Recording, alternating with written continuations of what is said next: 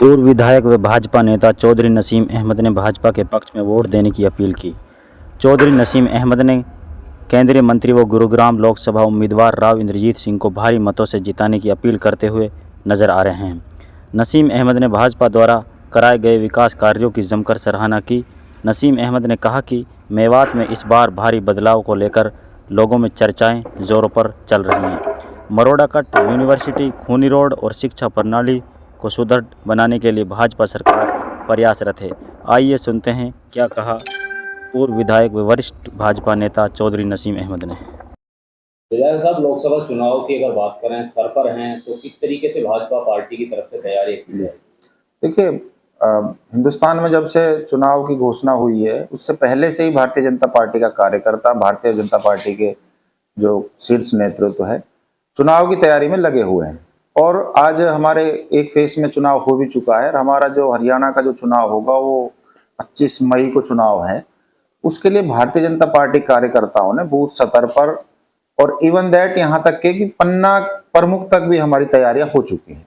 और आने वाले लोकसभा चुनाव की जो 25 तारीख होगी उसमें हमें ये उम्मीद है कि मेवात से और खासकर फिरोजपुर झिरका विधानसभा से भारतीय जनता पार्टी को भारी बहुमत मिलेगा। जो पिछला रिकॉर्ड रहा है लोकसभा चुनाव का या विधानसभा चुनाव का, उससे बहुत ज्यादा संख्या में हमें वोट मिलेंगे। और इस बार हमारे प्रत्याशी को मेवात से जीत मिलेगी। भारतीय जनता पार्टी का प्रत्याशी 100% हमारे हरियाणा में सबसे ज्यादा वोटों से जीत। ये भाजपा का सर 400 पार का जो नारा है, इसको आप कहाँ देखते हैं? देखिए, जहां तक मुझे लग रहा है पहला जो फेस हुआ है उसमें जो अंदाजा आया है जनता का, तो साफ जाहिर कर रहा है कि 400 पार होगा और बहुत अच्छा मैंडेट मिलने वाला है। भारतीय जनता पार्टी की कार्य प्रणाली, कार्य नीतियां और जो हमारे जो हिंदुस्तान को नंबर 1 लाने की जो भारतीय जनता पार्टी की सोच है, उसके तहत लोग इतने प्रभावित हैं कि आज हर आदमी ये सोचता है कि हमें हिंदुस्तान के लिए, हमें अपने देश के लिए भारतीय जनता पार्टी को ही तीसरी बार सरकार में लाना चाहिए। और जो पिछला अभी जो चुनाव हुआ है उसका जो अनुमान लगाया जा रहा है उसमें भी बहुत अच्छा भारतीय जनता पार्टी को रिस्पॉन्स मिल रहा है। और आने वाले चुनाव में जो भी 6 फेस बचे हुए हैं, भारतीय जनता पार्टी निश्चित तौर पर 400 पार करती हुई दिखाई दे रही है। बाकी जनता है, जनता से हमें पूरी उम्मीद है कि पूरे हमारी जो बातें हैं उनको हमारी अमली जामा पहनाएंगे। ये अब मुख्य जो बिंदु किन चीजों पर जो है कि किन मुद्दों पर चुनाव लड़ा जा रहा है? देखिए, आज आप देखिए हमारे हिंदुस्तान की जो आज से 10 साल 15 साल पहले जो छवि हुआ करती थी पूरे वर्ल्ड में, आज उसमें फर्क पड़ा है। आज हिंदुस्तान का नाम लिया जाता है तो शान से लिया जाता है। चाहे यूक्रेन का युद्ध हो, जब हिंदुस्तान का आदमी जब हिंदुस्तानी झंडे को लेकर के यूक्रेन में फहराता है तो उसके ऊपर गोली फायरिंग नहीं, सीज फायर हो जाता है। हिंदुस्तान के झंडे की इतनी वैल्यू हो जाती है। आज हिंदुस्तान के अंदर रोडों का इंफ्रास्ट्रक्चर, किसानों के लिए जो है योजनाएं, नौजवानों के लिए रोजगार, जिस तरीके से आज गरीब आदमी के बच्चे को रोजगार मिल रहा है, जिस तरीके से बगैर खर्ची और बगैर पर्ची और बगैर किसी सिफारिश के आज गरीब बच्चे को आज रोजगार मिल रहा है, इस तरीके की जो पॉलिसियां भारतीय जनता पार्टी ने बनाई है आम आदमी के लिए, चाहे राशन की बात हो, चाहे वैक्सीन के टाइम में जब कोरोना काल था उस वक्त जिस तरीके से सरकार ने इतना अच्छा मैनेजमेंट किया कि लोगों को 125 करोड़ लोगों को जो है वैक्सीन लगाई और सबको सुरक्षित घरों में रखा। तो इस तरीके से जो पॉलिसियां भारतीय जनता पार्टी ने बनाई है, लोगों को इन बातों से प्रभावित होकर के भारतीय जनता पार्टी को मेवात की खासकर सर बहुत पुरानी मांगे हैं, चाहे खूनी रोड का मामला हो या मरोड़ा कट का मामला हो या यूनिवर्सिटी का मामला हो। देखिए, जहां तक इस रोड की बात है 248A की, ये 2008 में जब कांग्रेस की सरकार हुआ करती थी उस वक्त जो है इसका उद्घाटन किया था।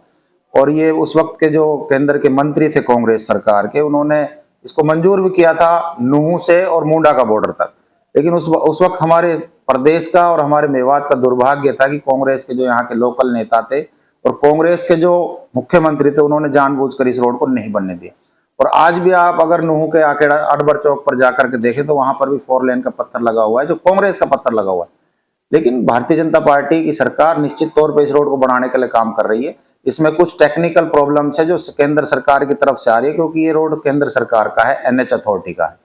और हरियाणा सरकार बार बार इसके लिए आग्रह कर चुकी है केंद्र सरकार से कि इसको जल्द से जल्द बनवाया जाए। और माननीय मुख्यमंत्री जी मनोहर लाल जी खट्टर, पूर्व मुख्यमंत्री जी, और अभी जो हमारे वर्तमान के मुख्यमंत्री, उन्होंने भी इसके लिए कई बार चिट्ठी और वार्तालाप की है केंद्रीय मंत्री से। और हमें उम्मीद है बहुत जल्दी ये रोड बन करके तैयार हो जाएगा। ये इस बार भाजपा द्वारा जो घोषणा पत्र नहीं, संकल्प पत्र जारी किया गया है, इसको कैसे? देखिए, ये आम आदमी के लिए संकल्प पत्र बना है और हर आदमी की जो जरूरत और हर आदमी की सहूलियत के हिसाब से इसको बनाया जा रहा है। और ये संकल्प पत्र कोई एयर कंडीशन कमरों में बैठ करके नहीं बना, एक आम कार्यकर्ता से, आम पब्लिक से पूछ करके इस तरीके का एक संकल्प बनाया गया है कि लोगों को क्या डिमांड्स है, क्या जरूरत है। और जहां तक हमारे मेवात एरिया की बात है, मेवात के अंदर हमारे यहाँ पर जो हमारी जो जरूरतें हैं, जैसा कि आपने अभी कहा यूनिवर्सिटी की बात है, मरोड़ा कट की बात है, तो इन पे भी हमारा विचार चल रहा है। और सरकार से हम बार बार हम भी केंद्र सरकार से मांग करते हैं कि हमारे लिए मरोड़ा कट दिया जाए।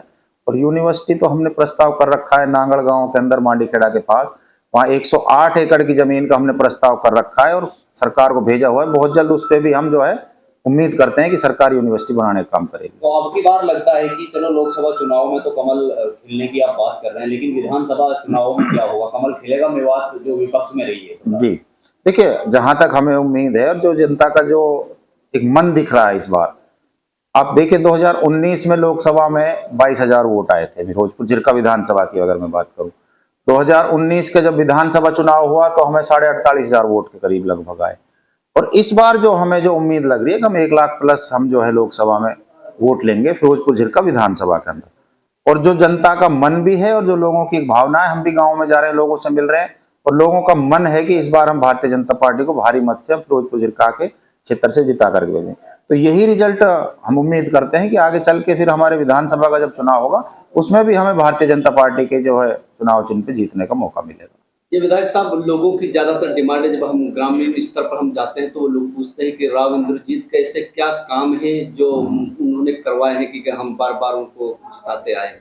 जी, तो देखिए, राव इंद्रजीत सिंह जी बड़े नेता हैं। उनका जो कार्य प्रणाली एक तो वो है कि हम हर आदमी से जुड़े हुए हैं और उनका स्वभाव ये नहीं है कि वो किसी राजनीति में इसलिए कि वो अपने घर को बनाए या अपने लिए कुछ करें, वो जनता की सेवा के लिए राजनीति में है।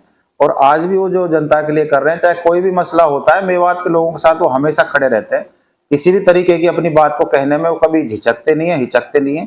आपने पीछे भी देखा होगा कि उन्होंने मेवातियों के लिए बड़े बढ़ चढ़ करके हिस्सा के साथ बात करी और अपनी बात को उन्होंने मजबूती के साथ रखा भी। और एक अच्छे ईमानदार नेता है। मेवात के लिए जो भी लोग उनके पास काम के लिए जाते हैं तो उनकी सुनवाई करते हैं, उनके काम को करवाने का काम करते हैं। और हम उम्मीद करते हैं कि आने वाले समय में हमारी भी जो है सरकार की और पार्टी की तरफ से भी बात हुई कि आने वाले समय में मेवात पर और ज्यादा ध्यान दिया जाए ताकि मेवात के अंदर जो भारतीय जनता पार्टी का एक माहौल बना हुआ है उसको और मजबूती मिले। वो हिरसा में काफी बच्चे जेलों के अंदर बंद हैं सर, उनको लेके क्या? देखिए, निश्चित तौर पे जिन लोगों ने अगर गलत काम किया है उनके साथ कार्रवाई हो रही है। और जो कुछ लोग ऐसे भी हैं जो हमारे बच्चे नाजायज भी इन मुकदमात में फंसे हुए हैं, मैं तो यही अपील करता हूं कि उनकी जो है तफ्तीश होकर के उनको भी बहुत जल्द सरकार निर्दोष साबित कर करके उनको निकालने का काम कर रही है। और बहुत से बच्चे ऐसे थे जिनका हमारे आपस में लड़ाई झगड़ों में नाम होता था, लेकिन गाँव के लोगों ने एक दूसरे से चिढ़ करके उनका नाम इन दंगों में लिखवाने का काम किया। लेकिन सरकार ने उन बच्चों के साथ इंसाफ किया और उनके नाम तुरंत काटने का भी काम किया। अब फिरोजपुर जिरका में एक FIR हुई थी, उसमें कम से कम 200 लोगों के नाम थे, जिसमें जायज जो बच्चे थे जिन्होंने उस वक्त ये हरकत और गलत काम किया था, सिर्फ उन लोगों के खिलाफ कार्रवाई है, बाकी 200 आदमियों के नाम कटवा दिए गए।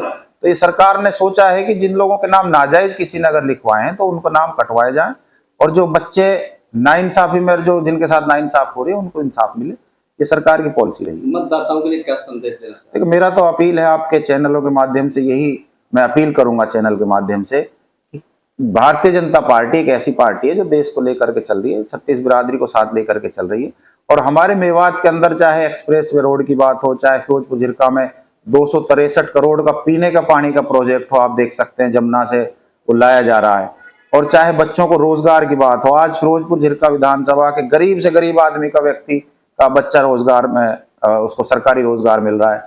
हमारे यहाँ पर जो गरीबों को राशन मिल रहा है। और इस तरीके के जैसे हमारे फिरोजपुर जिरका में कॉलेज नहीं हुआ करता था, गर्ल्स कॉलेज हमारे यहाँ पर बहुत जल्द स्टार्ट तो हो ही चुका है, लेकिन उसकी बिल्डिंग जल्दी बनने का काम करेगी। और भारतीय जनता पार्टी ने जो विकास कार्य किए हैं और एक अमन और शांति का एक माहौल बनाया है, उसके लिए मैं अपील करूंगा कि भारतीय जनता पार्टी के साथ जुड़े और विकास में अग्रणी रह करके अपने मेवात का और अपने जिरका का नाम रोशन करें। सर, आखिरी सवाल है कि मांडीखेड़ा हॉस्पिटल और नल्हड़ मेडिकल कॉलेज में अधिकतर जो अल्ट्रासाउंड की मशीन, एक्सरे वगैरह इस तरीके की सुविधाएं बहुत ज्यादा नहीं मिल पाती है। अगर मिलती है तो लोगों को बाहर जाके बहुत पैसा देना पड़ता है। उसको लेकर देखिए, बिल्कुल आपकी जो बात है, बिल्कुल हम भी इस बात से सहमत हैं कि कुछ समस्याएं हैं, चाहे अल्ट्रासाउंड की हो, चाहे CT स्कैन की हो, चाहे MRI की हो। तो कुछ मशीनें थी लेकिन उनमें कुछ प्रॉब्लम थी टेक्निकली।